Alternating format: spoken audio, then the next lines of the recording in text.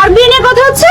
তোরা দুজনের বিয়ে? বুঝলাম না, আমার বিয়ে মানে? তোদের দুজনের বিয়ে দেওয়ার জন্যই তো এই কথা পাকা করার জন্য আমরা রিসোর্টে আসি। মা, তুমি না বলেছো আমরা ঘুরতে এসেছি? হ্যাঁ, ঘুরতে তো এসেছি বাবা, কিন্তু ভাবছিলাম যে একই সাথে যদি তোদের বিয়ের কথাটা পাকা করতে পারিস। হ্যাঁ, দিস ইজ নট ফেয়ার। আমি এখন বিয়ের জন্য প্রিপেয়ার্ড না। এখনো প্রিপেয়ার না তো তুই কবে প্রিপেয়ার হবি? বয়স তো কম হলো না। ঠিক বয়সে বিয়ে করলে এখন তোর ছেলে বাচ্চা মেয়ে বাচ্চা ক্লাস 1-এ পড়তো, আমাকে দাদু বলে জরের। কি বলিস? আমি যে সাবজেক্ট নিতে পারছি, আমি এখন চলে যাবো। আরে কোথায় যাচ্ছিস তুই? বিয়ের আলোচনা যখন শুরু হয়েছে তখন শেষটা করে জানা। কি শেষ করবো আব্বু?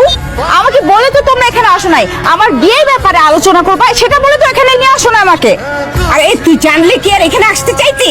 সেটা পরের ব্যাপার মা, কিন্তু আমাকে না জানিয়ে আমার বিয়ের ব্যাপারে কথাবার্তা হচ্ছে, that's not fair. I am totally shock. আমিও শকড। দেখলি তোদের দুজনের মধ্যে কি মিল, সেম টাইমে বলছিস একসাথে শক। তার মানে তোদের দুজনের বিয়ে হলে কিন্তু ভালোই হতো। একটু ভালো হবে না। আমাদের মধ্যে কোনো মিল নাই, কোনো মিল নাই আমাদের মধ্যে। আমি এতক্ষণ এখানে বসে গেমস খেলছিলাম আর উনি এখানে বসে বই পড়ছিল। আমার তো মনে হয় আমরা দুজন দুই মেরুর বাসিন্দা। আমি একাডেমিক বইয়ের বাইরে কোনো বই পড়ি নাই জীবনে। আপনি বই পড়েন না? না, ও মাই গড, গেমস খেলেই তো টাইম পাই না, আবার বই পড়বো কখন? I hate mobile games. I hate mobile games হেটার। আপনি ঘুম থেকে কয়টা উঠুন? 12টায়। তার মানে তো আপনি ব্রেকফাস্ট করেন না, ডিপ লাঞ্চ করেন। কবি কি বলেছেন জানেন? যারা নাকি দেরি করে ওঠে তারা জীবনের অর্ধেক মানেটাই বোঝে না। কোন কবি বলেছে এই কথা? হ্যাঁ, যেই কবি বলেছে সেই কবির আমলে কোনো সোশ্যাল মিডিয়া ছিল না। যদি থাকতো তাহলে বলতো জীবনে সবার অন্ত সোশ্যাল মিডিয়াতে আছে, ঘুমে কিছুই নাই।